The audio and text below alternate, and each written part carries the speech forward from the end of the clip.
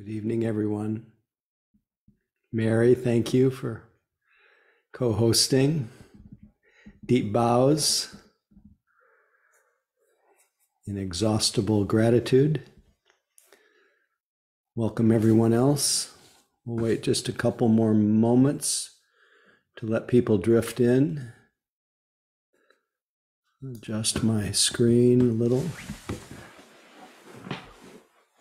Welcome some of the Reginans that I see, who I was just with over the weekend in Saskatchewan. There's Gladys and Maureen and Jill. And of course, welcome to everyone equally.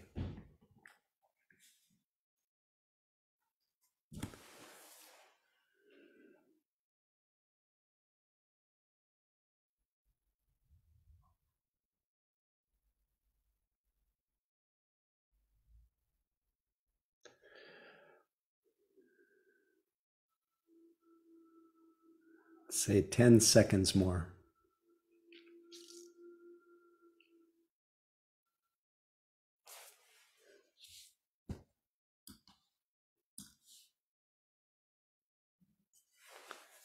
Okay, welcome Laura. Late night Laura in Maryland. And please feel free to unmute and say good evening from wherever you may be calling in from. Feel free to say where you're calling in from. Glad to be with all of you. Hi from Maryland. Good to see you. Yeah, from San Francisco. Where's that? Oh, that must be, oh, there's Madison. San Francisco. Big love from Nashville. Hey, Jerry. Helen from Oakland. Where from? Who from Oakland? Helen. Hello, Helen. There I am. Hiding. Oh, there you are. Thank you. Anyway, always good to hear Jerry's big love from Nashville, because this is really about love. And he keeps reminding us. Thank you. Mary from Santa Barbara. I heard Mary from Santa Barbara, and then from somebody. Keith from Berkeley. Keith from Berkeley. Welcome. Hi from Carmel Valley. Hello, Nina. Okay. Hello from Burlingame. Yay, Burlingame. Hello from Los Angeles. And Alessandro, great to see you. Your silhouette. Anne-Marie from Richmond. Hey, Anne-Marie, what a treat. Glad to have you. Anyway, as always, our opportunity to heal our sad, confused hearts, swim against the stream of the world of reactivity, becoming, be an opportunity to get war out of our hearts and rest our weary minds.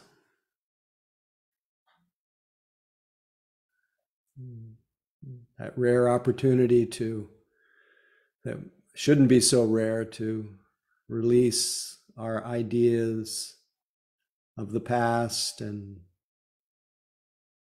our memories and our worries of the future. Just step out of that whole story of time that we never find in reality. To step out of it and just let our body and mind come together in harmony. And when I say let our body and mind come together in harmony, it doesn't mean that we do anything or undo anything or fix anything. We just settle back and let ourselves just be aware, attuned to what is nature in us, what is natural. And we close our eyes. That may be our biggest act of renunciation, as we let that door, that that sense of the eyes, we let it close and let our inner eye open. And we feel the vast landscape of awareness that has no height, no color, no shape, no depth, no inside or outside. It's just all pervasive, aware presence. That ultimate fact that we're aware here. And if there are any lingering discursive thoughts, at least for a moment, we'll drive them away by our ringing of Madison's bell.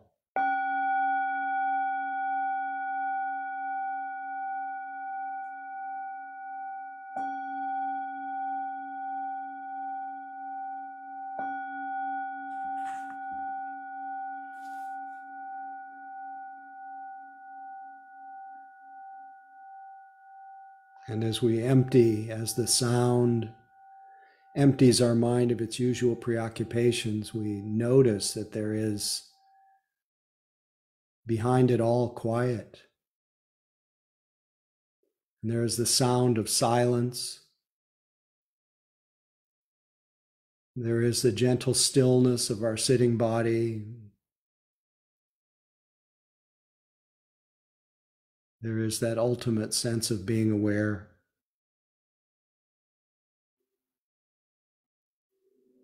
We let that sense of being aware be our primary anchor. And we support our remembering of that ever-present wakefulness and clarity. We support it with the feeling of our sitting body, just bathing in that openness. The sitting of the sitting body just melting into the openness of the practice. It's like a block of ice that's been left out in a midday sun.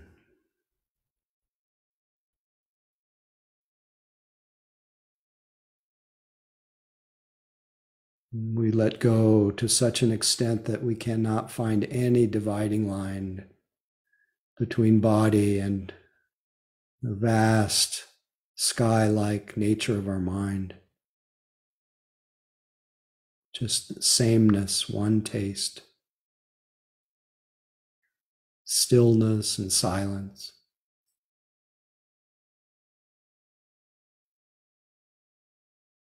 And within that stillness and silence, we feel and enjoy the little micro movements that are created by our breath.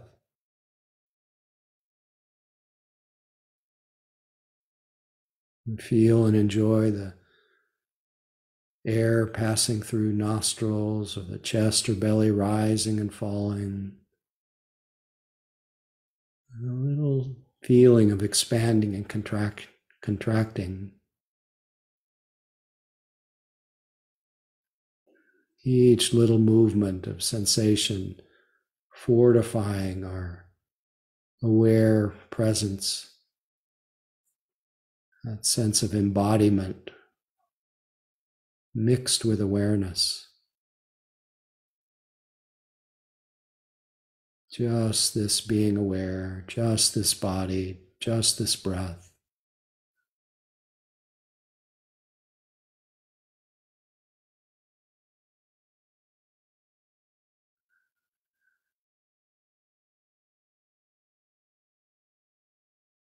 Remembering that this awareness is unconditional, uncontrived, it's just aware.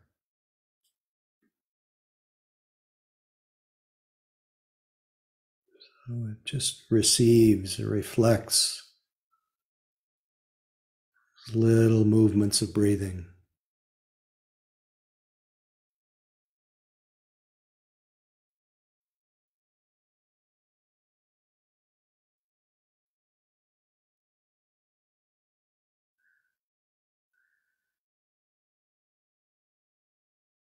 And as we gather our attention to this single point, this connection with life right here,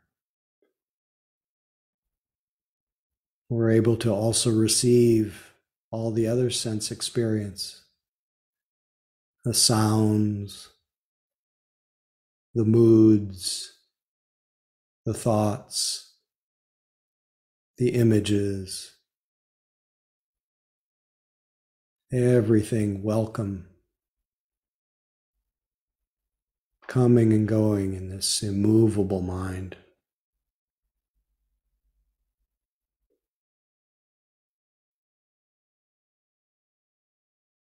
Effortlessly noticing each presently arising experience.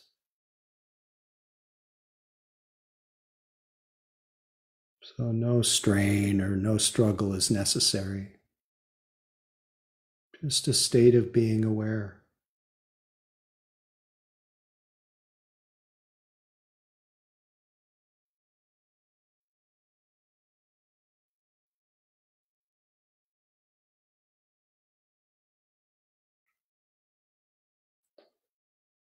Supported by the body's breath.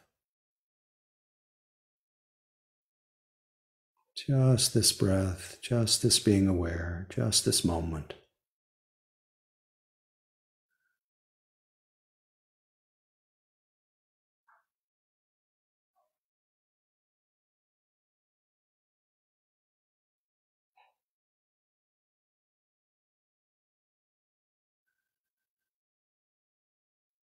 No matter how many times you realize that you've been drifting along, absorbed, lost in thought, each time that you recognize it is a moment of returning to being aware. So appreciate that. And now that you're aware again, just get used to being aware, embodied, using our body and breath to center us in this vast ocean of existence.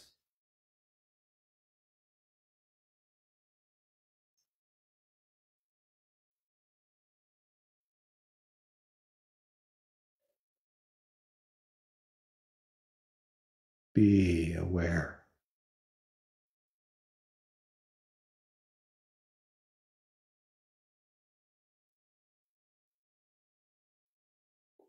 Let go to this natural peace.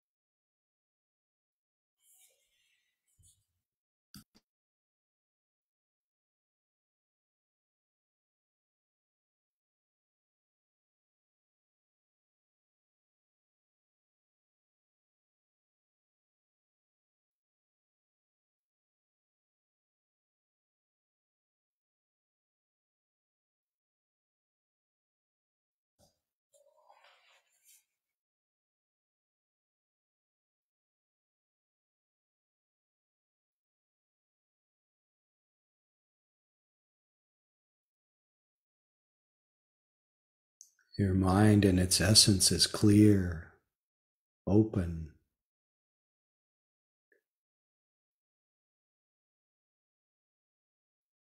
free, without limits. Our body is received graciously, impartially. The sounds rise and fade. The moods, thoughts flow through like clouds. And awareness remains immovable, open like vast space. Rest in this sky-like nature of your own mind. It's home. It's free. It's quiet.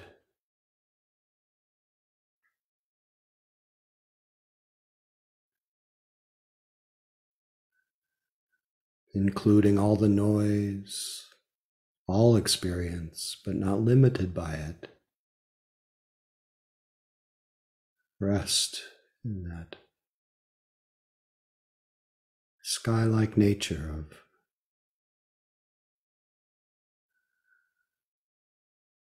the heart-mind.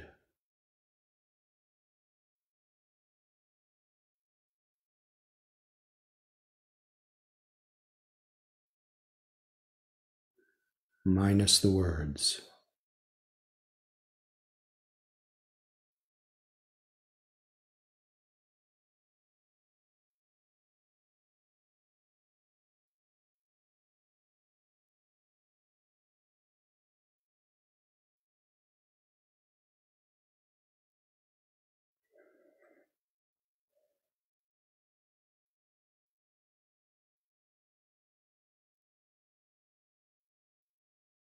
Be aware.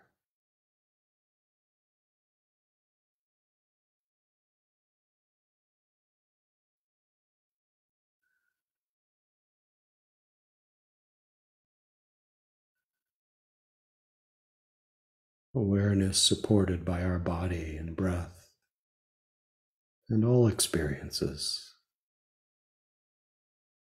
calling us here, now.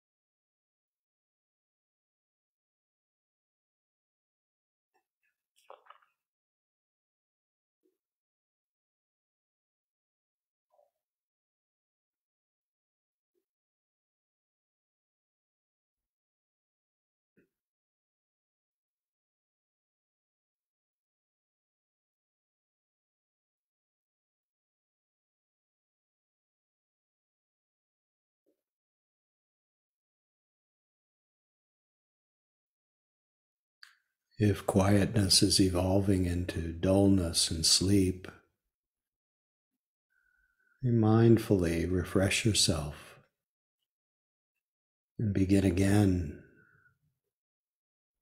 attuning to this ever-present wakefulness and clarity, coming closer to the body and breath, feeling its texture intimately as it presents itself in this field of awareness.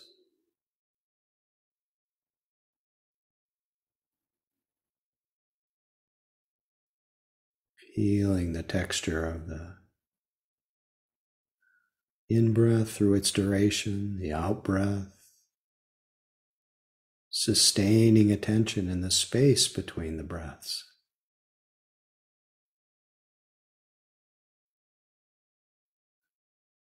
Breath by breath, we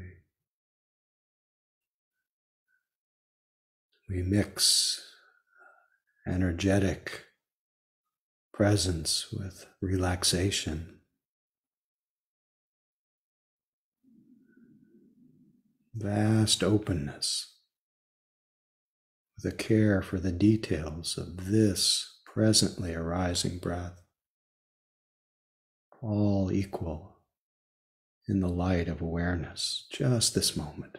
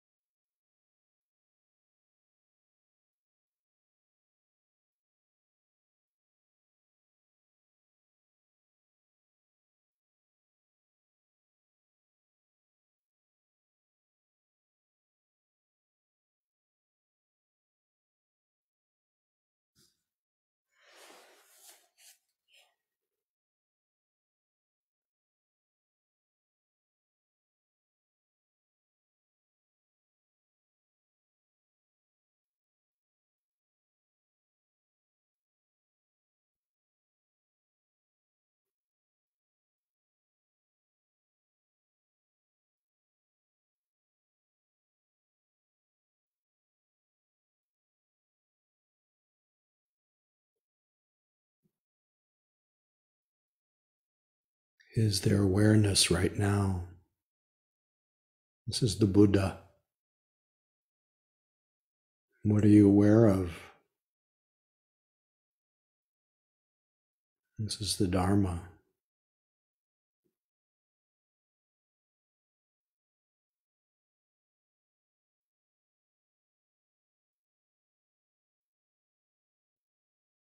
Be aware.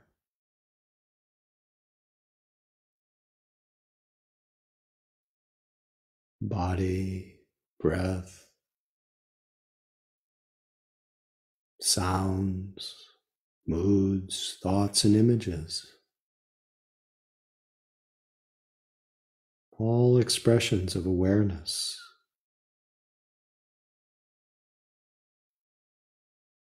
No inside, no outside, just these appearances.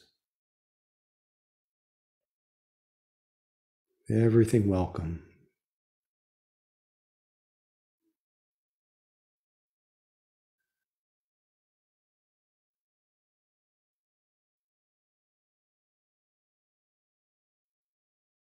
The sky-like nature of the mind. It's home.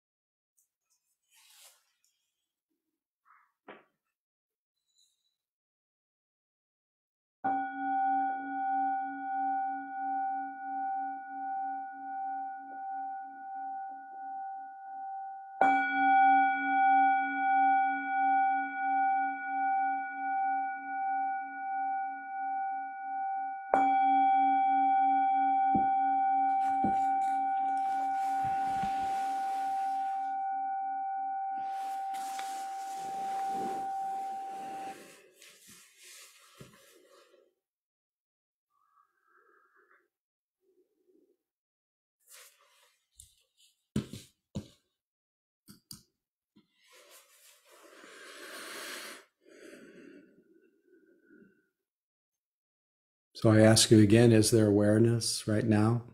That's the Buddha. What are you aware of? That's the Dharma. Is there Sangha? The three jewels are here. Sangha, community. I think to me that's all the ingredients that one needs for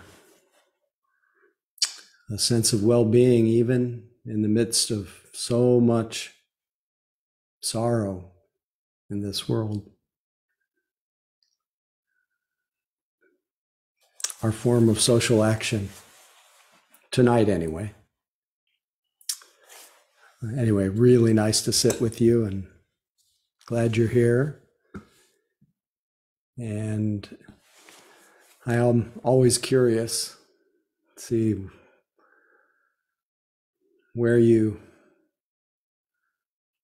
are, what happened during the sitting, any questions, comments, descriptions, and whatever your comment, question, topic will likely be of some use to someone else. So please feel free and use the raised hand function. It's really nice to open my eyes as always and see your faces. Can't believe how lucky I am. I'll say more about that later, but it doesn't get any better than this. Keeping good company.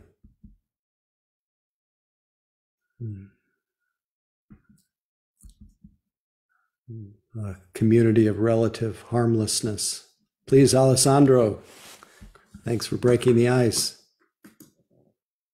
Howard, how you doing? Good. Well, first of all, thank you. It was such a beautiful sitting. My mind was all over the place at the beginning, but by the end of it, I found some peace and stillness. I have one question, because today I was having a harder time than other times. And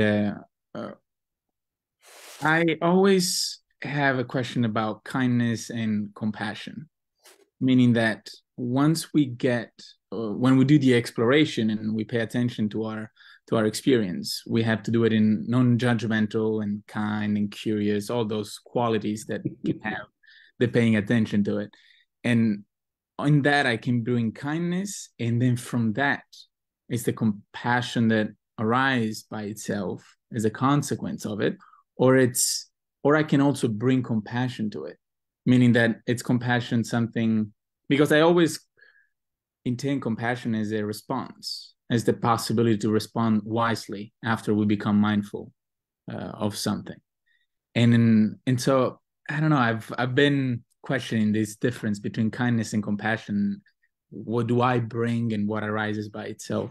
I don't know if this question makes any sense, but it makes some sense. Okay. I love the question, actually. From the standpoint of the wisdom of the Dharma, you don't do anything. That you show up, and then what flows from showing up is kindness. That's just what a heart does when it's not occluded by greed, hatred, and delusion. It just expresses kindness, and when that kindness meets pain, it expresses itself as compassion, caring. So that's in general. However, just because we are so conditioned to be occluded by grasping, condemning, and judgment and everything, it's also a skillful means and wise sometimes to arouse the feeling to incline toward goodwill, to incline toward caring, to let ourselves be exposed to those things that we would habitually react to and turn away from. And so there may not be initially a feeling of compassion that flows from that, but you're inclining toward compassion so that you can let it in, so that you can begin to let pain in, and then the compassion will flow from really letting yourself bear witness to both the grandness of suffering in the world and or individuals that you come in contact, or your own pain if you show up for it. So in this way, it takes a certain intention to counteract how much we are conditioned to avoid those things that actually tenderize our hearts. So it's both. Thank you so much. Yeah, that's my hit anyway. Thank you. Great to see you. Misha, welcome. Thank you. Thank you, Howie, for the sit today. And that was a great question and answer that helped me too. What I noticed in the sit this evening is something that's been showing up a lot lately in meditation, which is so my chosen focus is usually the breath in the belly. And what happens is that there's more of the energy as sensation is what shows up, and it's like less of the actual physical sensation. And then there's a point at which the awareness of where the boundaries are of the physical body seems to kind of dissolve. And so a couple times I was playing with that, like, okay, can I tell where the sensations of the skin are? And there was some degree of being able to do that, but it also had this feel of that it was that it was almost as if I was referring to a mental construct. Yeah, you don't need it. Okay. You don't need to feel the skin. The skin is just a pointer to connect with the felt sense of whatever it is. But if there's a dissolution of the normal concepts and it's kind of all melting into the openness of the practice, there's no need to adopt or re-employ the concept of skin or hair or anything that is really a much more of a conventional, more gross perception of reality. So just let it go, because it's very rare in our life to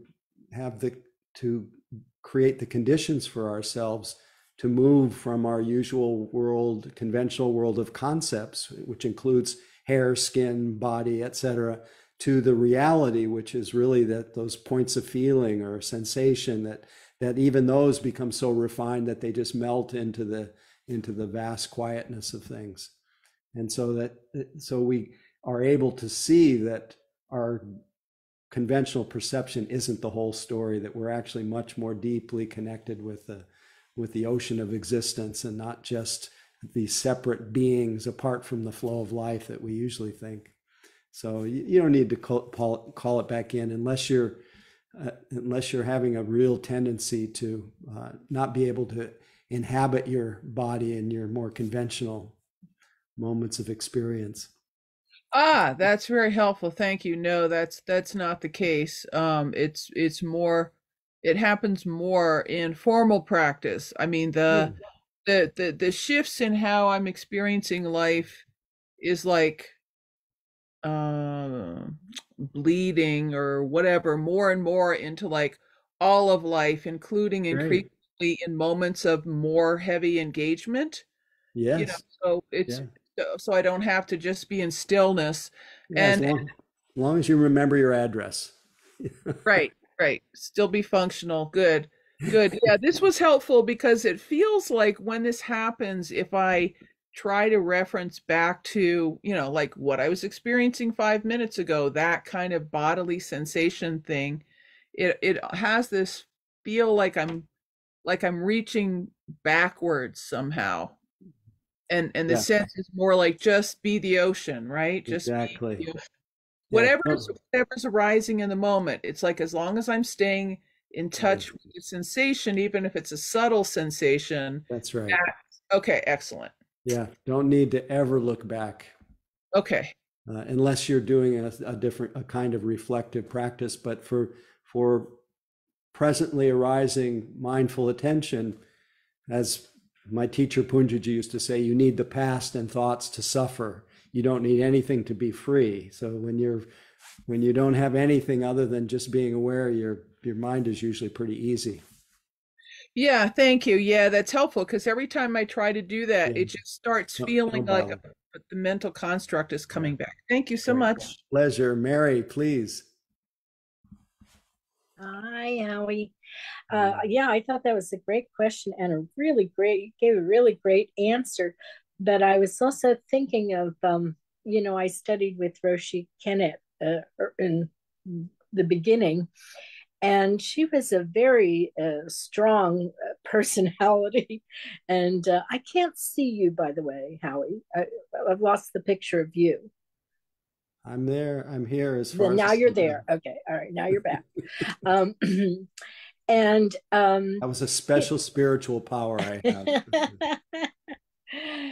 She could be kind of firm also. And I guess the point that I wanted to make that I kind of thought I learned from her was that the thing of thinking about being compassionate is that we have a concept of what that means. We have like our own conditioning.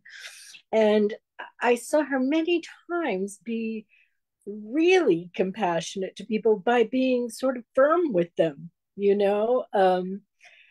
and honest with them. Maybe that's a better word, kind of thing, and it took a greater compassion to do it because people aren't always going to be thankful to you in that way. Now, that's hard to do. I mean, she was a pretty enlightened person, so, but the point is that, like you were saying, when you're in that space, that meditation space, that ocean space, I think you do act naturally compassionate, Exactly. And maybe fierce. Maybe fierce. Yes, exactly, exactly. Because it's not our concept. Like you go afterwards, oh wow, who was that? Kind of thing. Who did that? But on the other hand, we're not always in that space, and so that's why we need to make the effort to try and be compassionate. And I just did want to mention, I today kind of really got off in my head about some old sad thing, not sort of that happened to me specifically, but anyway. And I really went off with it, I really, for a long time, until I kind of came back, and it's so easy to do that, to really get on that little treadmill kind of thing.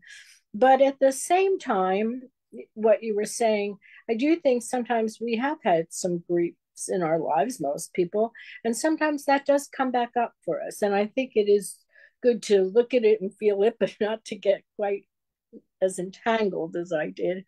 But I think at the same time, which I know probably you and everybody else is experiencing, that it's a very challenging, I find it a very challenging time. I really try and stay in the moment and be here and be grateful.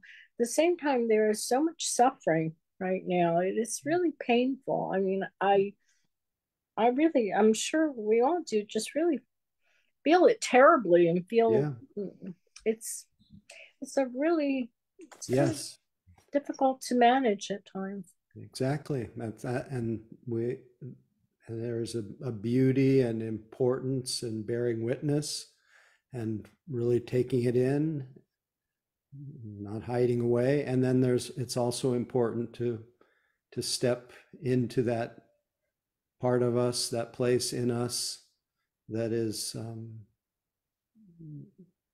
that can hold it, which is that place of awareness and compassion. Yeah. So yes, I'm right with you. Thank you. Glenn, please. Yes, thanks, Howard. I've been fortunate to have been in person with you and the Sangha when I lived in San Francisco, but I'm now in Southern California. So when I can, I join the Zoom, which is really helpful. Great, glad to have you. One thing I wanted to just make a comment to is during the sitting, when you mentioned that being in our mind is home, was just really powerful and potent for me. Even just something Mary was just saying, where we're in such trying times that we can all spin, we do, and we spin daily. But to remember that who I am and where I am and what I embody is my home was just such a great reminder. So that was very helpful. Terrific. I'm really, really happy that you connected with that. And it reminds me, just to clarify a little bit, that what we usually call mind is just our thoughts and thinking mind, and that's just an expression of mind. But the mind is everything. It's the knowing. It's the heart. It's the whole shebang, and it's so close. In fact, in the Tibetan tradition, they say it's too close for us to notice, and it's too vast for us to fit into our little conceptual box. It's too wondrous for us to accommodate, and it's too easy. Can't believe that we just have to stay home. So that's why we need each other to reflect that back. So thanks, Glenn. And I wanted to, if it's okay, to make a little transition here. I wanted to play tonight a passage from the wonderful Tibetan master named Noshul Ken Rinpoche, who many in our community used to sit with. He's no longer alive, but you've heard me quote him many times before, and he essentially reminds us to rest in natural great peace, which you reminded me of, Glenn, again. Rest in natural great peace, this exhausted mind, beaten helpless by karma and neurotic thought. Like the relentless fury of the pounding waves in the infinite ocean of samsara. And to me, this is an act of, I even want to say an act of renunciation, because the whole world is moving toward reactivity, toward busy, toward becoming, toward worry, anxiety. And in the midst of it all, we have this capacity. All that it requires is that we stop. The good news is that we are supported in stopping by coming together. We don't do it as well by ourselves. It's really a powerful thing to join together in Sangha. But tonight I wanted to share, which I've done before, the passage put to music from Noshul Ken. And I have to do a little bit of a technology to do this. Here we go.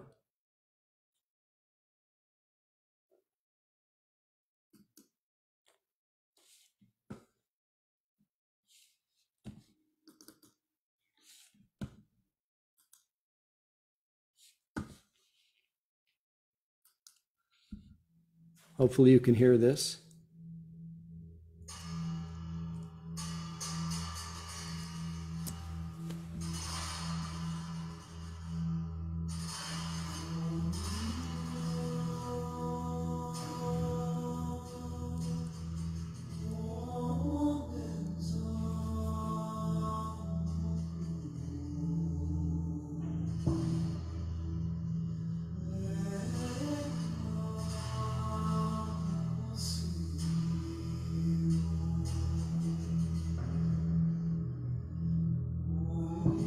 Rest in natural great peace.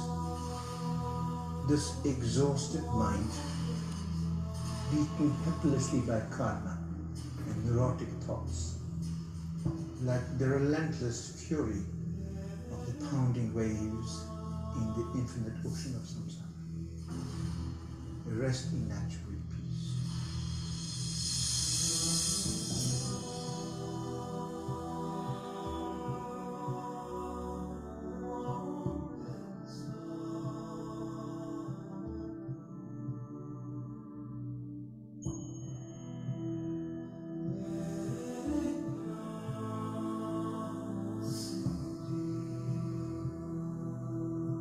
Rest in natural great peace.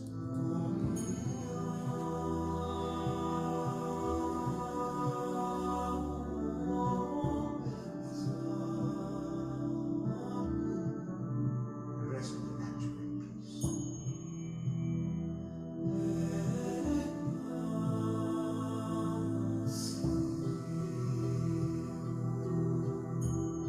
But sometimes it's wonderful, and you really remember what the masters have done and taught. It immediately moves us. It really inspires, connects us. Therefore, we feel a sense of gratitude and appreciation of their work.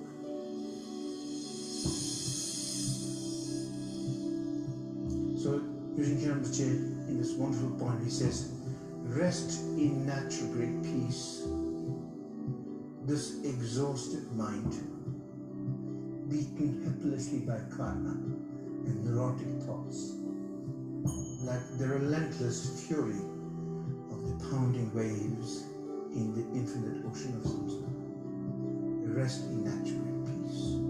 Rest in natural. In Tibetan is Rangi Hwachana. Rest in natural peace. This exhausted mind, beaten helplessly by karma and neurotic thoughts, like the relentless fury of the pounding waves in the infinite ocean of samsara. Rest in natural. To rest. To find rest. Clear?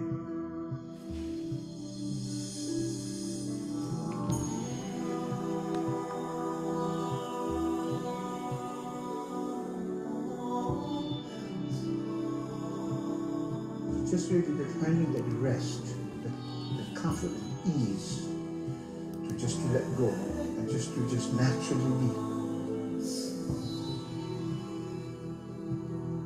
Then you see the mind is quietly settled, just like a glass of muddy water. If you don't stir it, the dirt will slowly settle.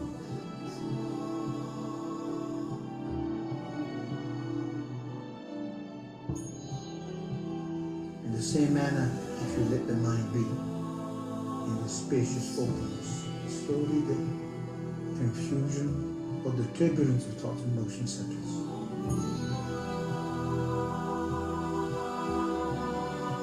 Rest in natural peace.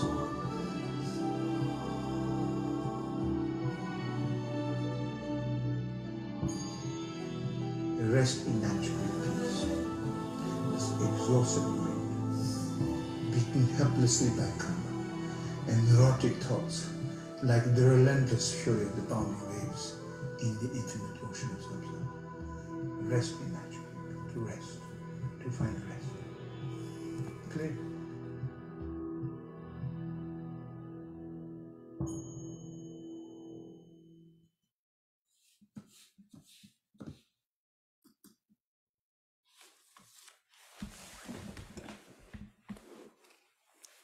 It's a shame so many women struggle to lose weight. When this special coffee loophole... Sorry.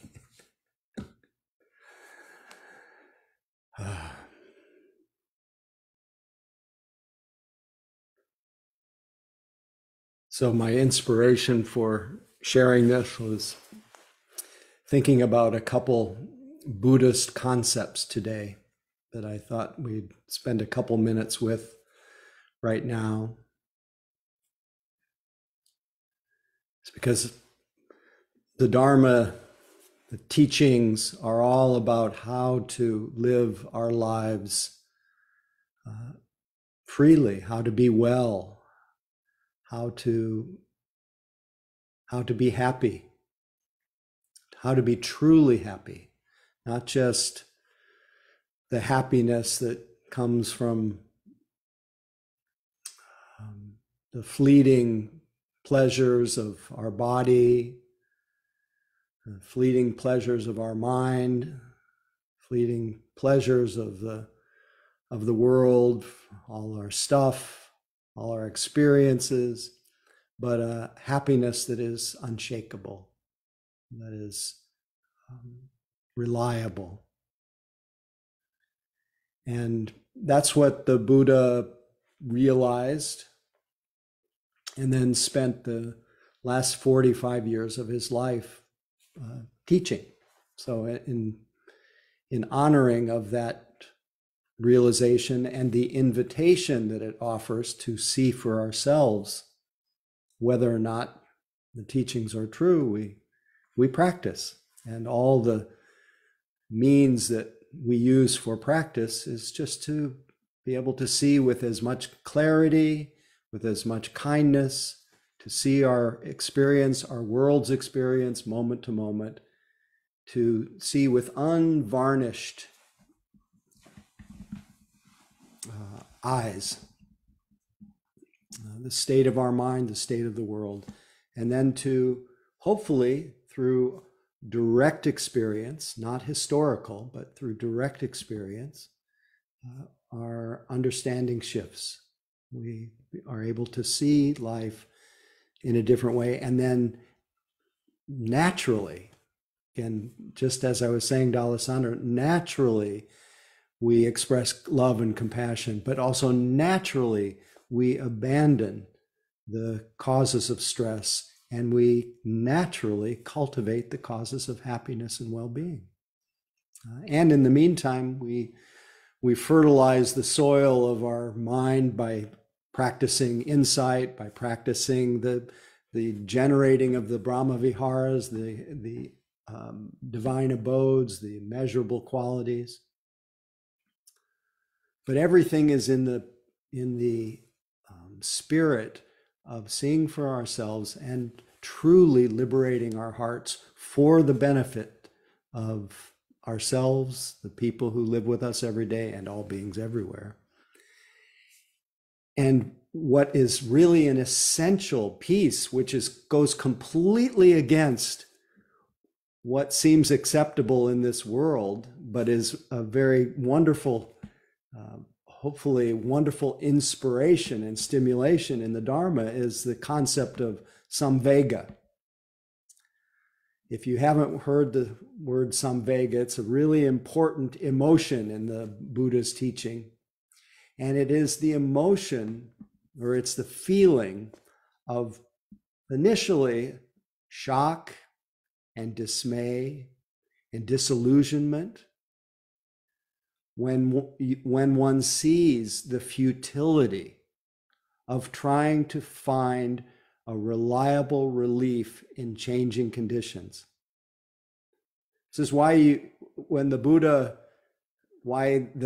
those four heavenly messengers were such an important recognition for the historical Buddha, and why the four heavenly messengers have become such a central teaching, that it's so essential to see the futility of our pride in youth, our enchantment with youth. That's the first heavenly messenger, when the Buddha saw somebody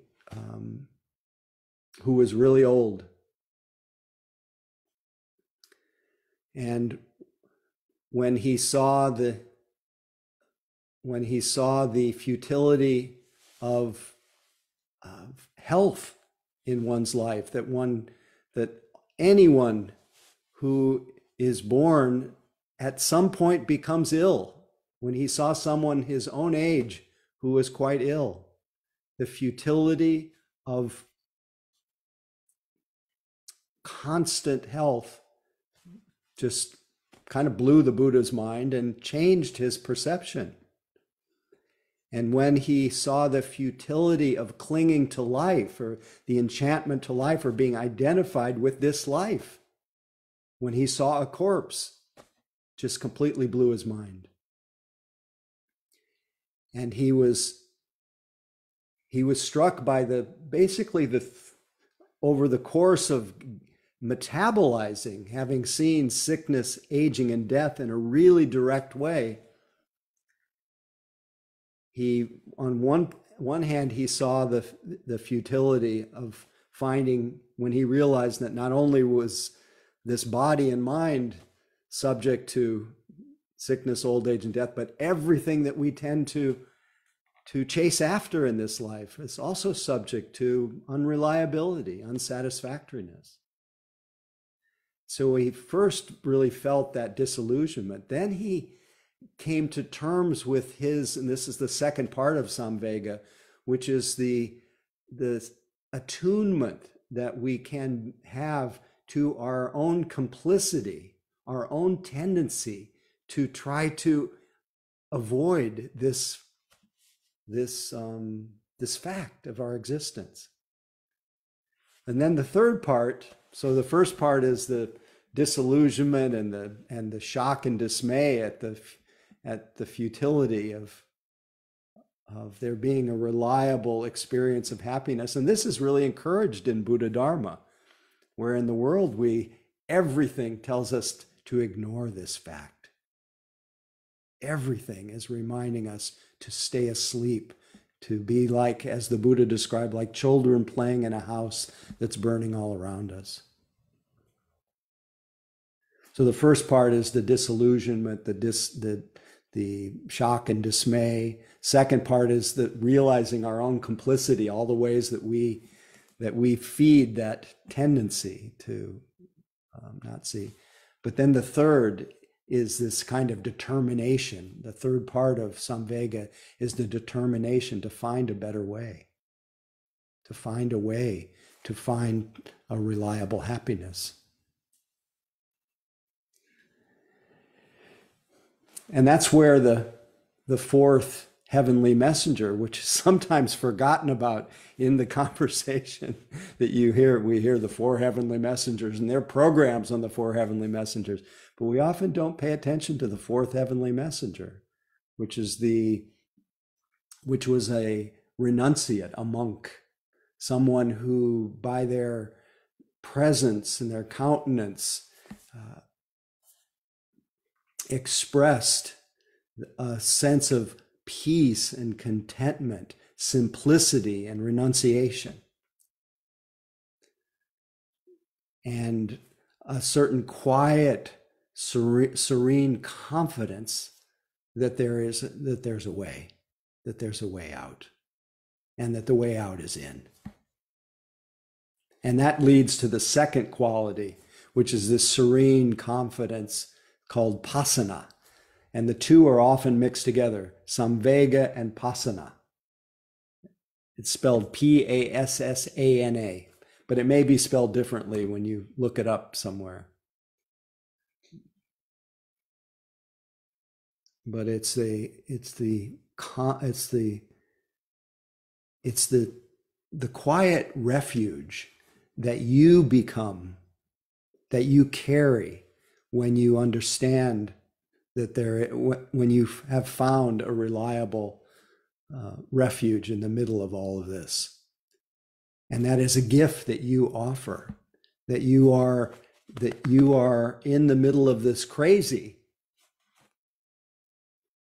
that you have been complicit in, and that you sometimes are, but in the middle of the crazy, you carry with you this quality of pasana, this serene confidence that that you're in touch with a way to a reliable sense of happiness, which is obviously the Buddha expressed that, the happiness of peace, which he called the highest happiness.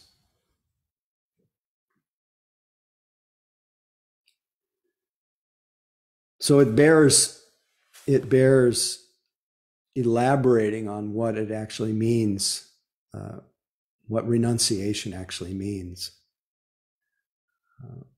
what that quality that's carried in that being who, in that case, was maybe a monastic or a monk who had made certain vows, but I think it was just somebody who was committed to a life of simplicity. But I think it's much more of an inner quality of renunciation. And it's renunciation we normally associate with giving things up. And I love the teachings of Suzuki Roshi, where he said renunciation is not giving up the things of this world, but in understanding deeply that they go away. And that one rests in a state of non-clinging, non-condemning, non-identification, because you know that any identification, any holding something as me and mine is a form of delusion, because even that which we call me and mine is just a changing condition.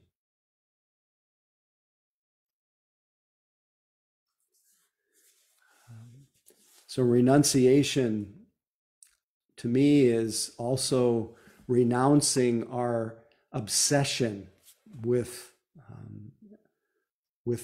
what's next, and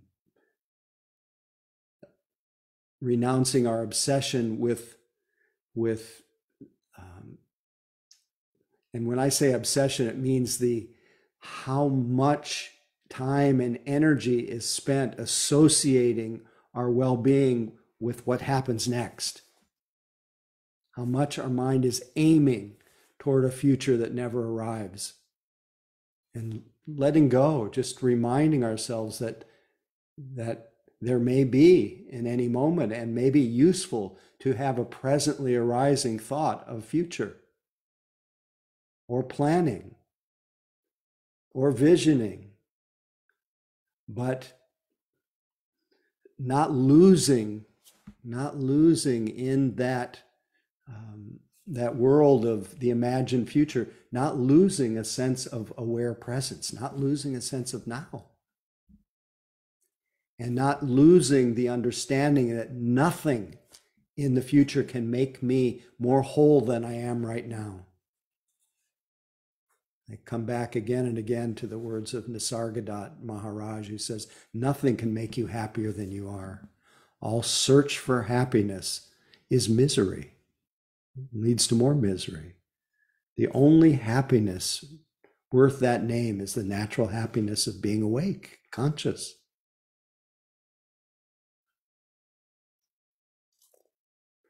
So renunciation is, in some ways, renouncing I would say our obsession with rational mind, with figuring out, fixing, as loving as it is to want to solve the problems of the world and solve the problems of our hearts and our relationships, but not to impose that on the nature of our mind, because you need all kinds of knowledge and solutions to fix the things of the world. But for yourself, for your own sense of well-being, you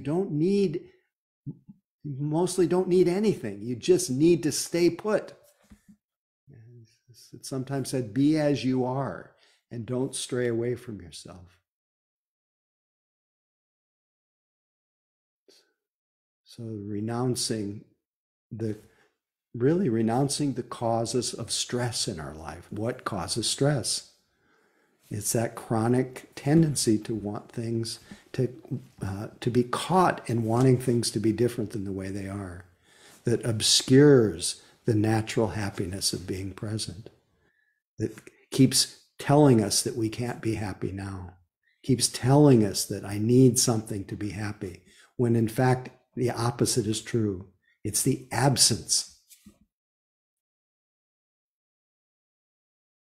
of that needing, where happiness is found. So that renunciate is willing to, and this is what the Buddha followed, is willing to step moment to moment, live a full life and do everything, but be very close to the timeless, to step out of time. Any moment that you're with the senses, where is time? Every moment that you're really looking into somebody's eyes, every moment that you're seeing how you can help. We're not caught up in our obsessions.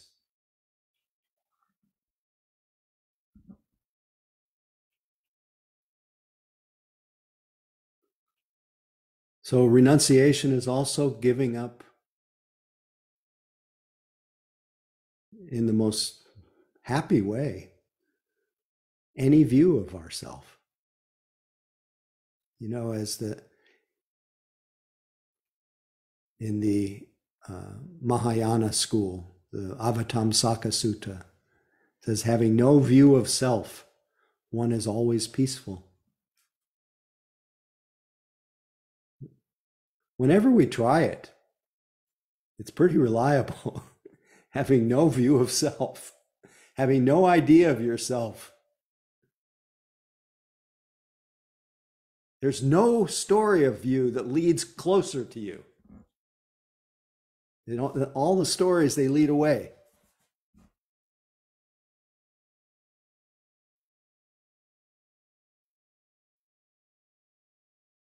And so to really practice renunciation is joyously practicing walking around this life as though you have no head. Just a field of openness. Without that picture of me and mine and how I look or who I think I am and my history, my story.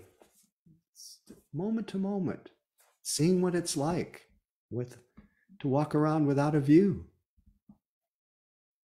Actually, to enjoy the view that's free of the obsession of myself. The beauty to me of meeting with Sangha, I get the benefit of it. The beauty of your essence, whether it's a screen or in person, just got to just feel as Jill put it, the love bomb of being in Sangha this weekend with the Regina, Saskatchewan Sangha. When I'm actually in the presence of you, kind of I disappear and I'm filled up with you, and it's pretty cool. And so you help me to have less of a view of myself and just more that field of openness. And we can use everything to cut through our own personal, internal narrative. Use sights, seeing, use sounds and hearing, smells and smelling, tastes and tasting. Use each other to come out of the tangle of our own self-preoccupation. That's renunciation. It's worth experimenting. I think there's a reason why that was the fourth heavenly messenger, because that's the one that really got the Buddha going against the stream of what everybody was obsessed with. Trying to stay young, trying not to die, not to get old. We think that that's really compassionate and loving. Of course we want to stay healthy, but it's become obsessive. And then we're so struck by what is completely, utterly normal, is to get sick and old and die. And even when I say it, it's like it actually makes us quiver, and it makes me quiver. I'm the one that's saying it. I don't really want to talk about that. Anyway, thanks for listening. May we all become joyous renunciates of the causes of suffering, and may we become full practitioners of the causes of happiness and well-being. And may we offer that as a refuge for all beings and as a support to all beings everywhere, an antidote to this suffering world. So thanks.